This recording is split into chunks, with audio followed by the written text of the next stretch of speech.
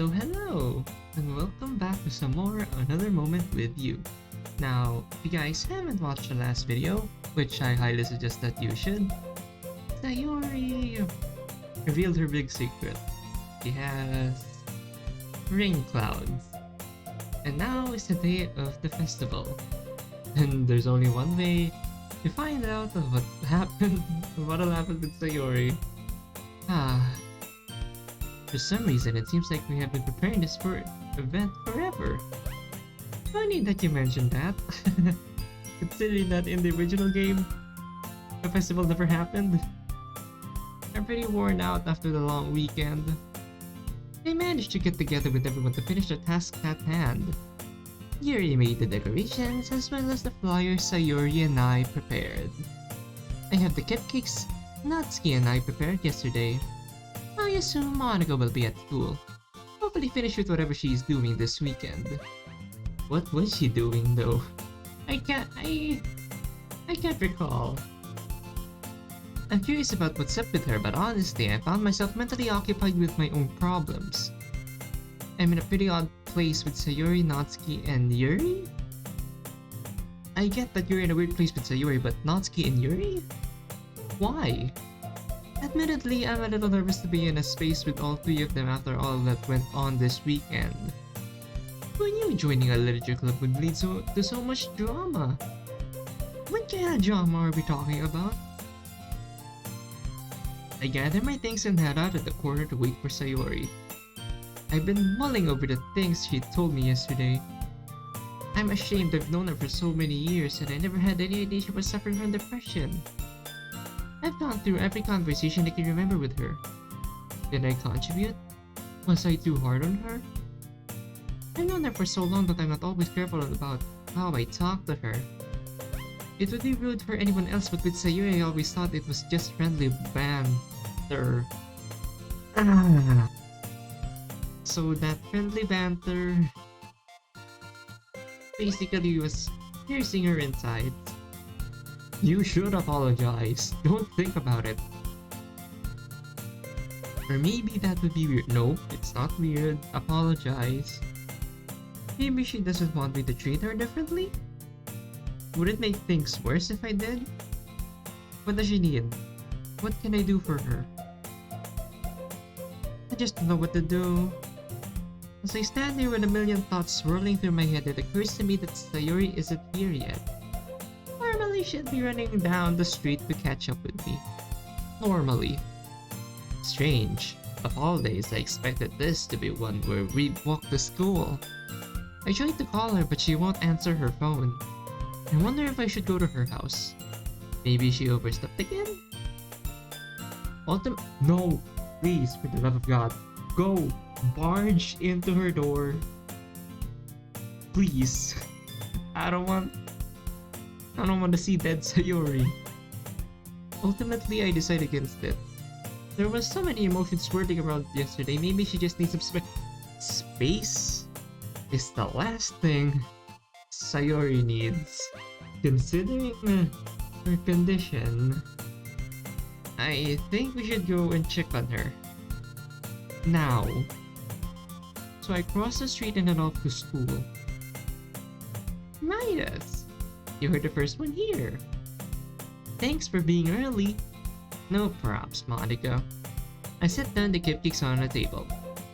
So, how was your thing this weekend? Monika's demeanor seems to change at that question? It was informative. What did you do exactly? I don't mean to sound rude, but I honestly not talk about it right now.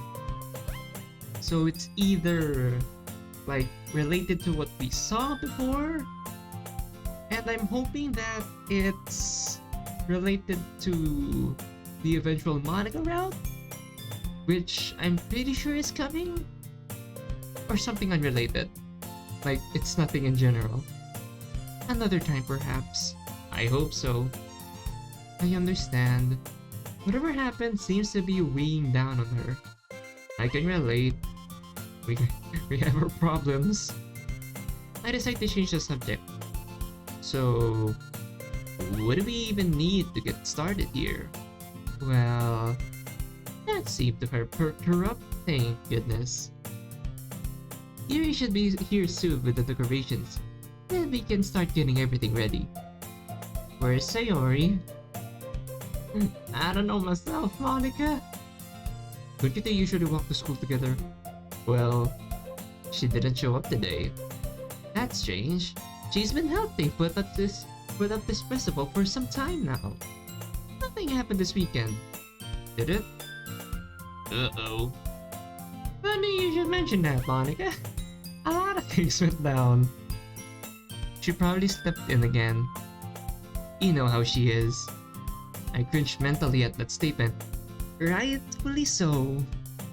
Knowing what I know about Sayori, I shouldn't be so hard on her. Her condition has shed some light on some of her behaviors. It kinda hurts to think about. Well, hopefully she shows up before the festival starts. She has a poem to recite, don't we all? That reminds me, don't you have your own poem? Or did you have time to prepare your poem rather? Yeah, with everything that went on this weekend, I didn't have time to write a poem. So, how did we get our poem? I wound up okay, that explains it. I wound up copying one off the internet. I got it right here in my bag. I reach into my bag to retrieve my copied poem. As I grasp it, I find another piece of paper stuffed inside? What's this? I pulled the paper out. It's folded in half and it has my name written on it outside in Sayori's handwriting. She must have stuffed it in there sometime when we were together this weekend. I opened the paper up. Do we get to read it? Okay. Do you know what it feels like to hold the world in your arms and feel nothing? To embrace the one you love covered in sunshine and feel neither. This is my life. I now know that everything I did was in vain. Feel nothing. And you deserve better than nothing. My sun has faded. My bottle's all empty. Oh shit. Goodbye, my love. A poem is never actually finished. Just never stops moving. Run. For the love of God, please. Run to her place. ASAP. I am begging you. MC. And the fact that Monika is smiling through all of this, show her the paper. Did Sayori write this? What is it, Midas? Take a look at this. I hand Monika the paper I found in my bag. Oh no, it's right. This is much worse than I thought. Oh no, what happened between you and Sayori this weekend? Well, she came over on Saturday and left abruptly. Then I saw her on Sunday, we talked, she told me some personal things about herself. Personal things? I'm getting chills right now, like, reading that didn't feel right. Please, Midas, this could be important. Well, she told me she suffers from depression. And her eyes suddenly blocked open. And you haven't seen her since yesterday? No, I thought she needed some space. You stupid Lisa. Space is the last thing she needs. Space? Midas, space is the last thing Sayori needs right now. Thank you for agreeing with me, Monika. Shit. Shit. Music just fades. And then we're dropped with this line. I'm in a dark room right now. It's very creepy. This is a suicide note. Those words hit me like a ton of bricks. I suddenly feel weak. My stomach tightens. Oh dear God, run, please. We have no time to react. Just run. Please, check up on her. Now. Not Sayori. Please. Snap out of it, Midas. Sayori needs us. I'm gonna go talk to the school counselor. We need to get over to Sayori's house. Now. Right? Now! Oh, okay. So... Yay? she's alive. I mean, looks like it. Like, maybe this is perhaps her room, her lights are off, and she overslept again at the very important day of the festival. But I caught, huh?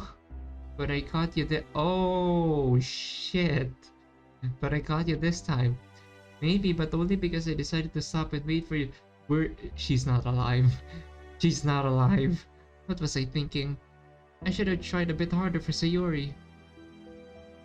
Admittedly, at first, I just thought it would be fun to start a new club. All that. But the more time I spent with the others, the more fun it became. Not only have I learned a lot about poetry and literature, but I really feel like I've made friends for life with everyone. Sayori, you consider everyone a friend for life? Yeah, well, I'd rather be friends with people than not be friends with people, you know? I should have waited for you. Really, you really should have. I should have woken her up. I should have done anything. So let's just say Yuri, Natsuki, or Monika asked to walk home with you. Huh? What would you do? What kind of question is that? You're kind of putting me on the spot here. Sayori, do you really think I would ditch you for one of the others? Well, we kinda ditched her now. I reached Sayori's door and pounded on the door. I don't expect an answer. She's not picking up her phone either. Just barge right in. I left the door open and dash in. Please, God, whoever, if you're up there, please don't take her away from me. So, I guess I'll see you at the festival tomorrow. You broke your promise. Oh no. I guess I'll see you tomorrow, huh? A weak smile spreads across her face. Yeah. Goodbye. Not bye. I mean, here's significant, last farewells. Goodbye, Midas. No. Okay, no. Please. I arrive at Sayori's door. Without a moment's hesitation, I burst into her room. Thank you. There's no gentle door opening crap. Just barge right in there. Sayori! Ow. Okay, what's happening? Oh. And it just fades to black. What was behind the door was the most horrifying thing I've ever seen. Is it Sayori's... Are we too late? Sayori was hanging from a rope at the center of her room. We were too late.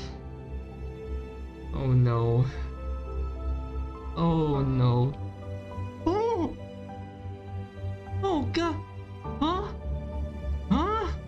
She was still alive, thank God, and trying to feel. Oh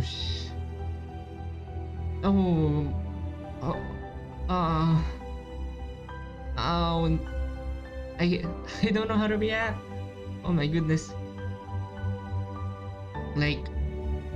Oh my god. Huh? She's still alive, thank God, and is trying to free herself from the noose. Don't get me wrong. I don't want any of my friends, I don't want seeing any one of my friends hanging, but while they're desperately trying to break free, oh my god, act fast. She managed to wedge her bloodied fingers in the... Oh yeah, her fingers were bloodied in the original. In between the rope and her neck, giving her just a little bit of room to breathe, but not much. I rushed over to her and put my arms around her waist, trying to lift her higher to give the rope some slack. I'm pretty sure that's not very effective. Try something else.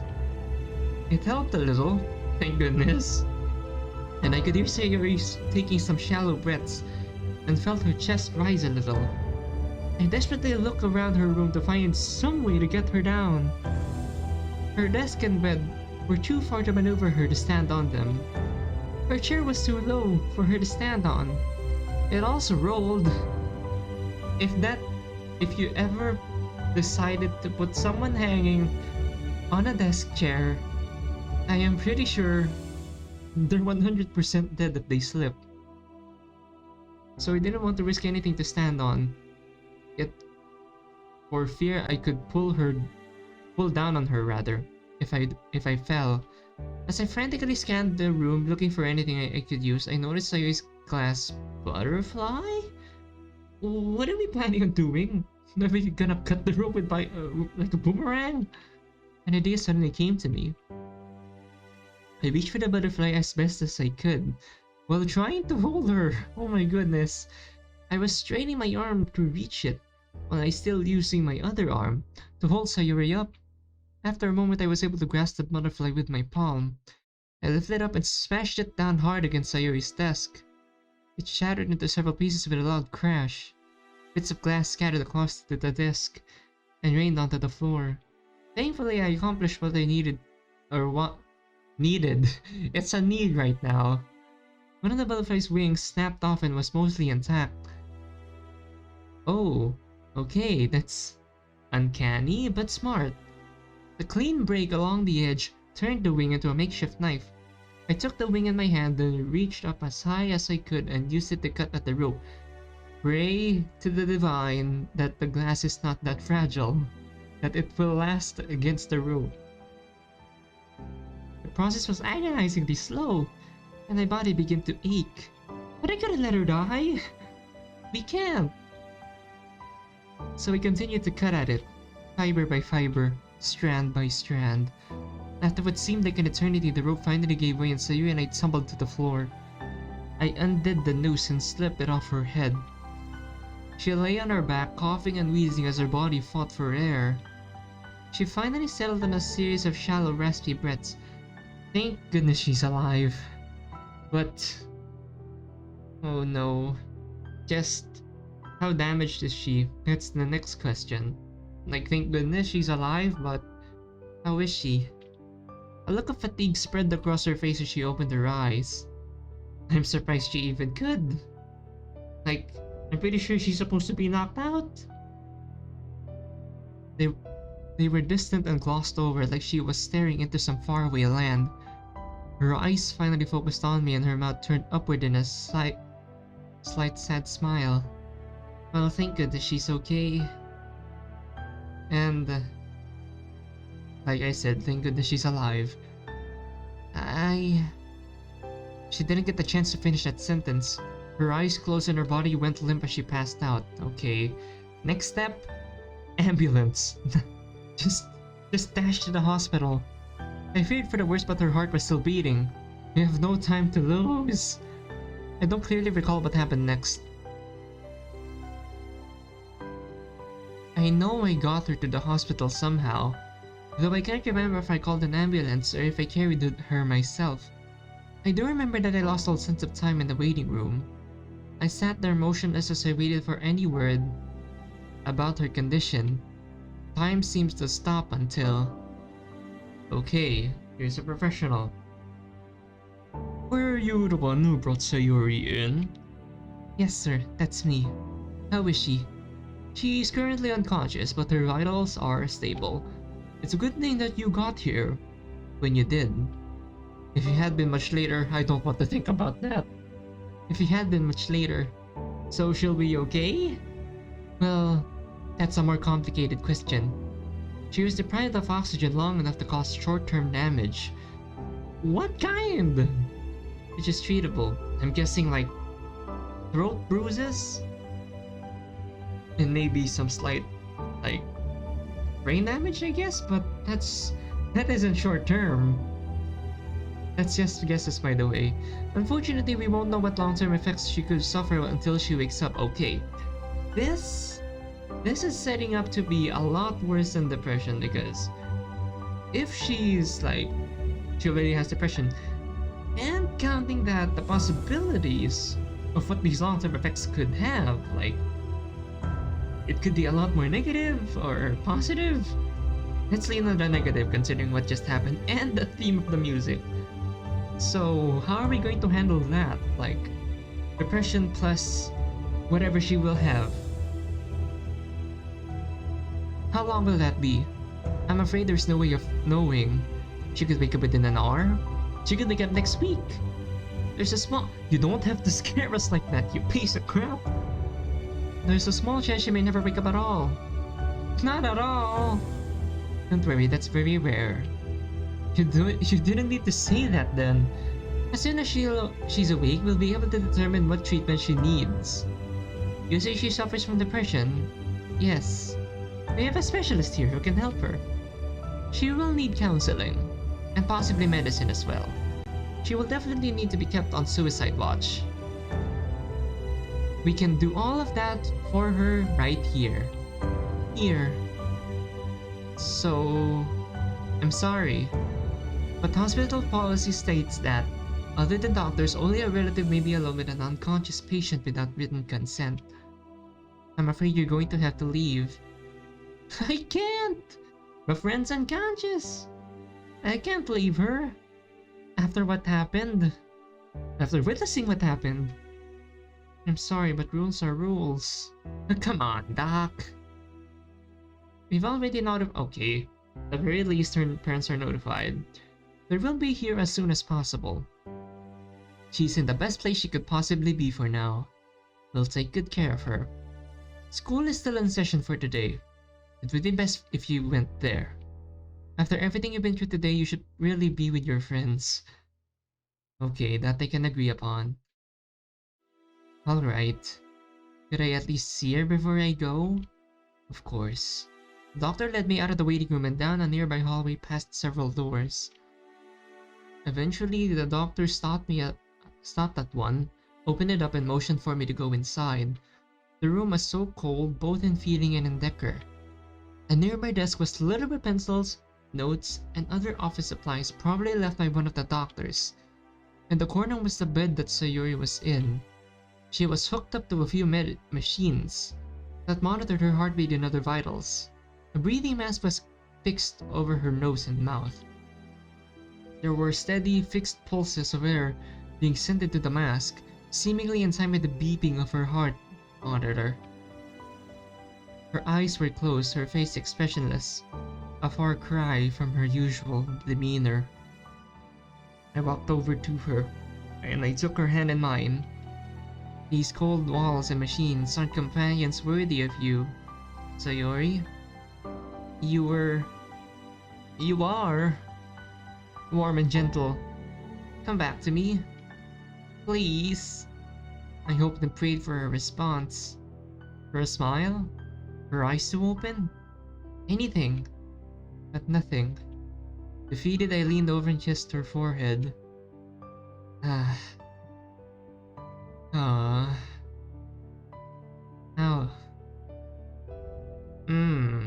Until we meet again, Sayori.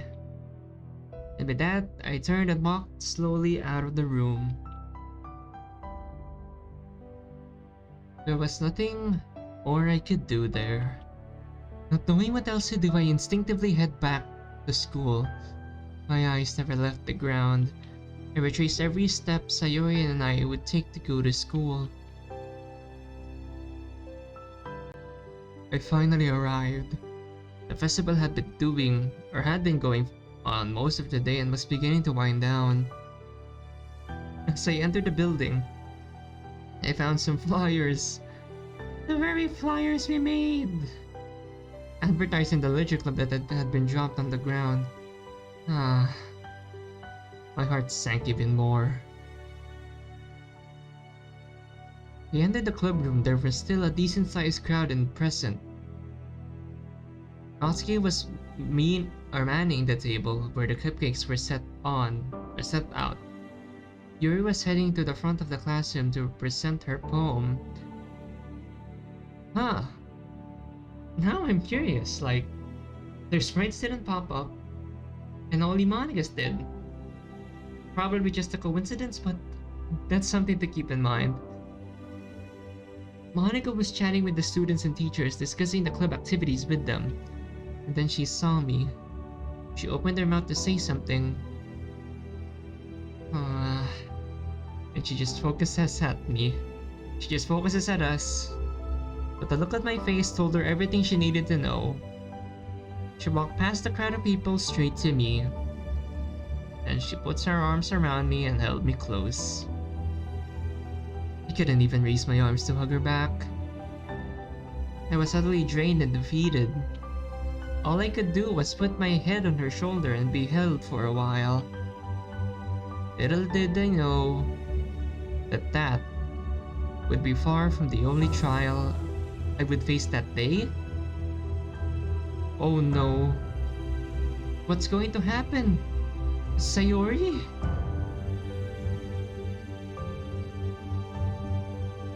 It's raining in my heart like it's raining in the city. What is this sadness that pierces my heart? Oh? Okie dokie, Literature Club, Another Moment with You. Episode 1, Bundle of Sunshine. And? And? It just ends? Huh? What do we do now? It just ends? Like, what will happen to Sayori? That's it? That's how it ends? Then that's pretty sad. Sayori she's just unconscious at the hospital and we're worried.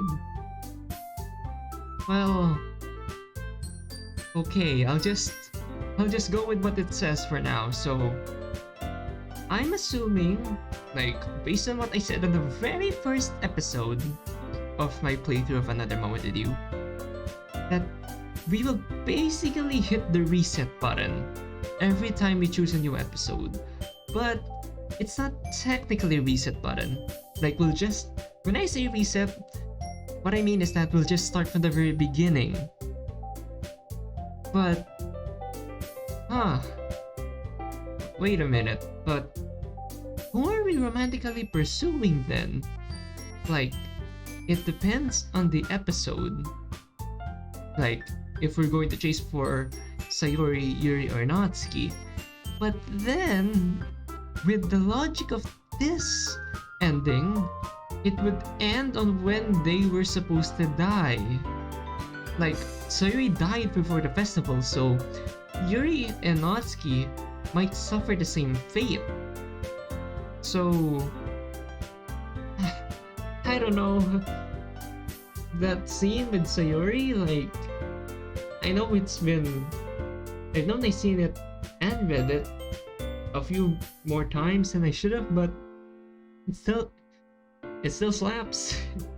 It slaps pretty hard, and I'm not in the right mood to think right now. But anyways, if you guys did enjoy, leave a like, comment on what your thoughts on it, subscribe if you haven't already, consider joining my Discord, and follow my Twitter.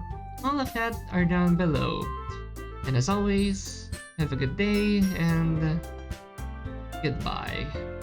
And I would like to apologize for kind of being inconsistent with the uploads. I really haven't been feeling well lately, and I guess, yeah, what I said before, I want to finish as much of as Another Moment with You as much as I can, because Exit Music Redux is coming and Furic Pursuit is trailing behind, so I want to finish this mod, or at the very least all of what I can finish before that does happen. So yeah, see you guys in the next episode. Bye!